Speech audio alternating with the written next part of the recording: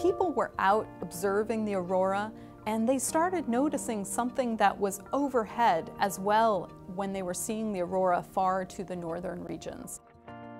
It was unlike most aurora. Talked to the scientists, we didn't know what it was, and together they said, we'll keep taking observations and we'll call it Steve in the meantime. Steve is mostly a very narrow purple arc, and sometimes it has these little green features that go along with it as well that are kind of like waving fingers or a picket fence.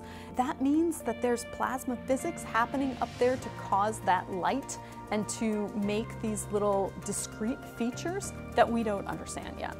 We now have some satellite observations from the ESA satellite called Swarm that show that Steve optically is associated with a very strong flow in the particles in the ionosphere, the upper level of our atmosphere. Steve is important for a number of reasons. It's really exciting that people armed with cameras all over the globe can capture something that we didn't fully understand and shed new light on that.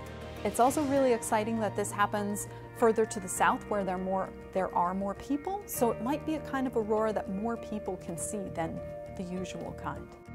We're now able to look up at the sky and see things about the aurora and this sub-auroral region that we never understood before, and then we can correlate that with our traditional observations and lead to greater understanding.